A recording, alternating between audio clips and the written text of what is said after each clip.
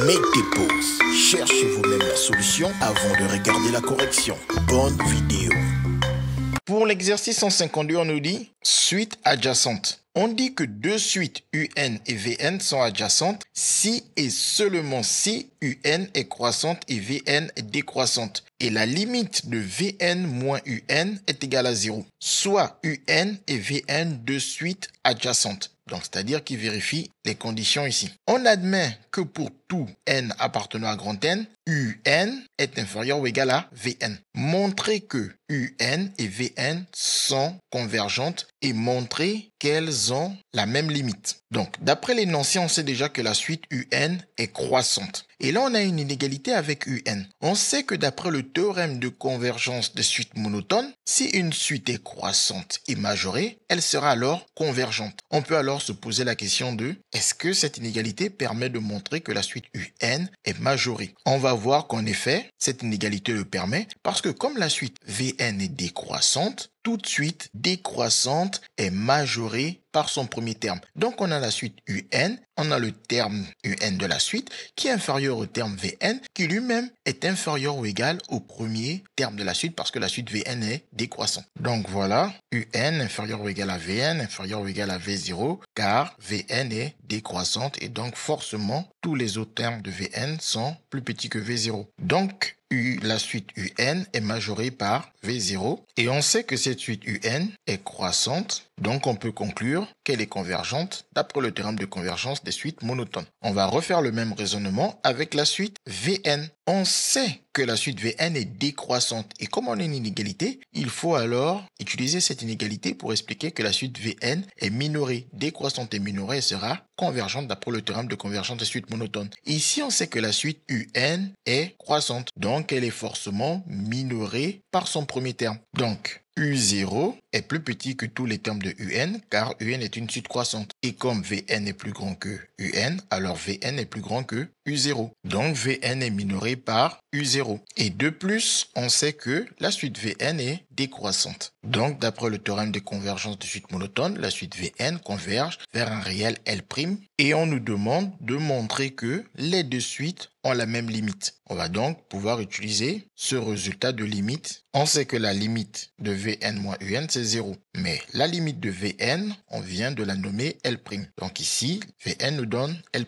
Et la limite de Un, c'est L. Donc on a le Un qui tend vers L. Et avec la différence, comme les deux suites tendent vers des nombres finis, alors la limite de leur différence est la différence de ces deux nombres finis. On sait aussi que cette limite vaut 0. En faisant passer le moins L de l'autre côté, ça nous permet de dire que L est donc égal à L', ce qui montre que les deux suites ont la même limite. Pour la deuxième question, on nous demande de montrer que cette même limite est supérieure ou égale à tous les termes de UN, mais en même temps inférieure ou égale à tous les termes de Vn. On sait que la suite UN est croissante et converge vers L, ce qui implique alors que la suite UN est donc majorée par sa limite. On peut l'expliquer en prenant un entier P tel que P est plus grand que N supérieur ou égal à N. Et comme on sait que la suite UN est croissante, on sait alors que UN va être inférieur ou égal à UP. Étant donné que le N est plus petit que P, les termes devenant plus grands, celui qui a le plus grand des deux termes va donc être plus grand que l'autre. P étant plus grand que N, UP est donc plus grand que UN. Puis on laisse le N fixé et on fait tendre le P vers plus l'infini. Donc par passage à la limite, sur P, ici le N ne dépendant pas de P, le N nous permet de dire que UN est donc constant et la limite d'une constante c'est UN. Par contre ici, comme le P tend vers plus l'infini, la limite de UP c'est donc L qui est la limite de la suite UN, ce qui permet donc d'expliquer que UN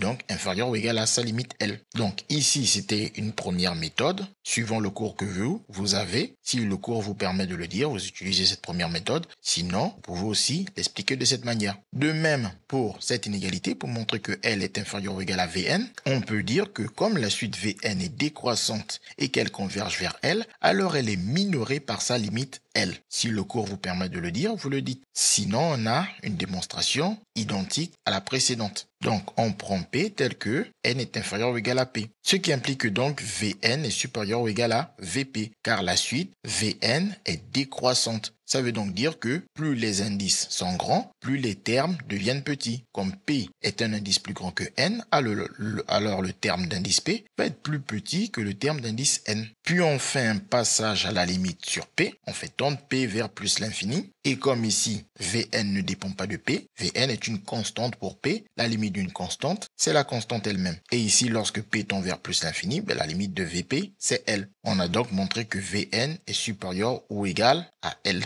Et donc, de ces deux points, on a bien que L est donc compris entre Un et Vn pour toute valeur de n. Pour la question 3, on nous dit Un et Vn sont deux suites définies sur n étoiles par Un égale à cette expression et Vn est égal à Un plus cette expression. Et ici, on a du n avec un point d'exclamation. Ce n avec un point d'exclamation se livre factoriel n. Et ici, on nous donne un coup de pouce pour nous rappeler que pour tout n non nul, entier naturel, factoriel n n'est que le produit des n premiers entiers naturels non nuls, à savoir 1 fois 2 fois 3 jusqu'à fois n. Et que par convention, factoriel 0 vaut 1. Pour la question A, on nous dit montre que les suites Un et Vn sont adjacentes. Alors, j'ai recopié-collé la définition de deux suites adjacentes. On nous dit pour que les deux suites soient adjacentes, il faut que l'une soit croissante, ici, ce sera probablement Un, on va le vérifier, et que l'autre soit décroissante, ce sera probablement Vn, et que la limite de leur différence, c'est 0. Donc, on va commencer par essayer de voir si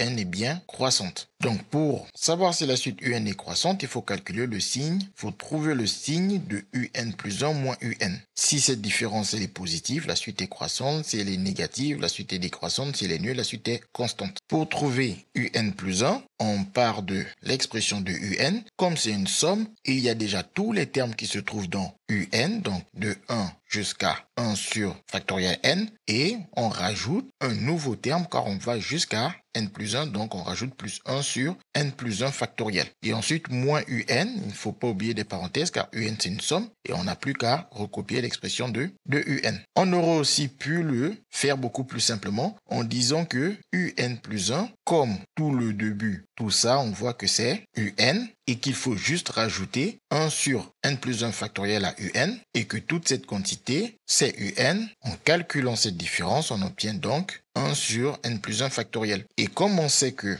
n plus 1 factoriel, c'est un produit d'entiers naturels, donc de nombres positifs, à partir de 1 jusqu'à n plus 1, cette quantité alors est forcément positive car son numérateur aussi est positif et donc par quotient et règle de signe, c'est positif. Ce qui montre alors que la suite Un est donc une suite croissante comme on l'envisageait. Maintenant, il ne reste plus qu'à montrer que la suite Vn est décroissante. Pour cela, on va donc aussi chercher le signe de la différence de Vn plus 1 moins Vn. En utilisant l'expression de V et en mettant des plus 1 à tous les n, le Vn plus 1 c'est Un plus 1 plus 1 sur n plus 1 fois factoriel n plus 1 que l'on va mettre ici. Puis on remplace Vn par son expression ici donnée, sans oublier les parenthèses à cause du moins. Puis en enlevant les parenthèses, on change les signes. Et comme on a Un plus 1 moins Un et qu'on avait déjà calculé cette expression ici, on va alors regrouper Un plus 1 moins Un pour les remplacer ce calcul par 1 sur n plus 1 factoriel. Et on réécrit le reste. Maintenant ici, comme on a des quotients, on peut par exemple réduire au même dénominateur. On garde bien en tête que factoriel n, c'est les produits de 1 jusqu'à n et factoriel n plus 1, c'est le produit de 1 jusqu'à n plus 1, dans lequel on a le produit de 1 jusqu'à n, ce qui nous permet même de dire que factoriel n plus 1 est égal à factoriel n fois n plus 1. Donc, ici, comme on a déjà factoriel n, il faut multiplier au numérateur et au dénominateur par n plus 1 pour que ce factoriel n et ce n plus 1 nous donnent factoriel n plus 1.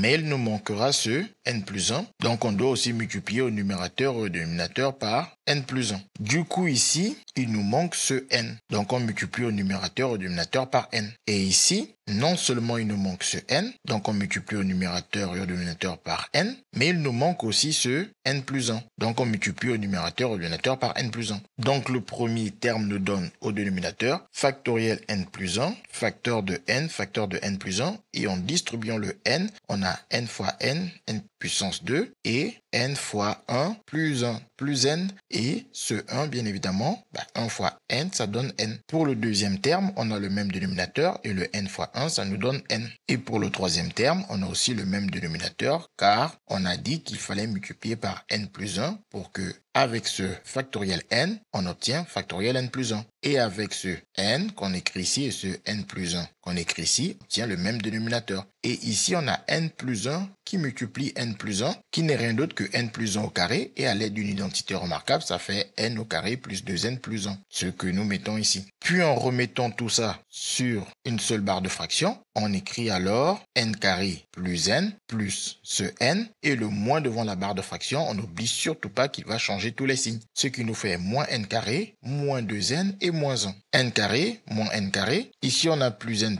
qui donne 2n. Et avec ce moins 2n, les 2n se simplifient, ce qui nous laisse alors moins 1 sur n plus 1 factoriel facteur de n plus 1. Et comment chercher le signe de cette différence? On sait que le dénominateur est positif parce que c'est uniquement que des produits de nombres qui sont strictement positifs. N est positif, n plus 1 est donc positif et factoriel n plus 1 est un produit de nombres positifs. Et le 1 aussi est positif, donc tout ça c'est positif. Et avec le moins, cette différence est alors négative. Ce qui permet alors de dire que la suite Vn est donc décroissante. On a donc montré que la suite UN est croissante, que la suite Vn est décroissante. Il ne reste plus que le dernier point pour conclure que les deux suites sont adjacentes, à savoir que la limite de leur différence vaut 0. Leur différence, on peut l'obtenir ici. On n'a que Vn moins Un, on remplace Vn par son expression et avec le moins Un, il nous reste le 1 sur n facteur de factoriel n. Bien évidemment, vous pouvez aussi dire que vous déplacez le Un de l'autre côté de l'inégalité, ce qui fait apparaître le moins Un. Vous avez donc l'embarras du choix pour obtenir que cette différence est égale à 1 sur n fois factoriel n. Et comme factoriel n c'est le produit de 1 jusqu'à n, il est évident que si n devient très grand, la limite de factoriel n va être plus l'infini. Sinon, vous pouvez l'expliquer en disant que factoriel n est plus grand que n. Et comme n tend vers plus l'infini, d'après le théorème de comparaison, factoriel n tendra aussi vers plus l'infini. Donc finalement, on a n qui tend vers plus l'infini et factoriel n qui tend vers plus l'infini. On a donc 1 sur l'infini, ce qui explique pourquoi la limite de cette différence tend vers 0 car 1 sur l'infini c'est 0. Donc limite de n fois n factoriel c'est plus l'infini par produit y de signes. Donc on peut écrire que la limite de Vn moins Un c'est la limite de 1 sur n fois n factoriel qui donne 0 car on a 1 sur l'infini. Donc on a démontré tous les points pour pouvoir conclure que ces suites sont bel et bien adjacentes. CQFD, ce qu'il fallait démontrer. Pour la question petit b, on nous dit en déduire qu'elles sont convergentes. On avait déjà montré la première question qu'elles étaient convergentes en rajoutant l'argument UN inférieur ou égal à Vn. Donc si on arrive à montrer que dans notre cas, on a UN inférieur ou égal à Vn, on va utiliser la question 1 pour conclure que, comme les deux suites sont adjacentes et que cette condition est vérifiée, d'après la question 1, elles sont donc convergentes et convergent même vers la même limite. Donc ici, on rappelle les expressions des deux suites. Pour les comparer, il faut juste trouver le signe de leur différence. Si cette différence elle est positive, ça veut donc dire que Vn sera supérieur ou égal à Un. Si cette différence est négative, ça veut dire que Vn est donc inférieur ou égal à Un. Et si cette différence est nulle, ça veut dire que Vn est égal à Un. La différence, on a déjà expliqué qu'elle était rapide à trouver. Il faut juste faire passer le Un de l'autre côté pour obtenir 1 sur n fois n factoriel. Et comme tout ici est positif, cette différence est positive. On peut même dire strictement positif. Mais tout ce qui est strictement positif est aussi positif. Et donc, on n'a plus qu'à faire passer le moins Un de l'autre côté pour dire que Vn est supérieur ou égal à Un. Voilà ce qu'on voulait montrer. Donc, d'après la question 1, Un et Vn convergent vers la même limite L, telle que cette limite est comprise entre Un et Vn d'après la question 2. Pour la dernière question, la C, on admet que la limite de Un, c'est E. Et on nous dit en prenant n égale à 10, déterminer un encadrement de E. On utilise le résultat de la question 2 en remplaçant tout simplement n par 10 pour encadrer E étant donné que L c'est E. On a appelé L la limite de Un et on nous dit que la limite de Un c'est E, donc L c'est E. Donc pour tout n appartenant à grand N étoile, L est compris entre, ou plus simplement, E est compris entre Un et Vn. Et en remplaçant le n par 10, on a que E est compris entre U10 et V10. Et en rappelant les expressions de Un et Vn, on n'a plus qu'à écrire U10 et V10 pour avoir notre encadrement. On remplace U10 par son expression à l'aide de l'expression de Un, ce qui nous donne cette quantité. Et comme on a ici encore le UN, Vn c'est du UN, soit que V10 égale à U10 plus 1 sur 10 fois 10 factoriel. Le U10 étant déjà écrit ici, on reprend toute cette quantité et on la réécrit. Et on doit rajouter le 1 sur 10 fois 10 factoriel, ce qui nous donne un encadrement de E, comme on nous l'a demandé. CQFD, ce qu'il fallait découvrir. Les mathématiques, ce n'est pas juste la mémorisation de l'application de cours. Ça nous aide à comprendre le monde qui nous entoure.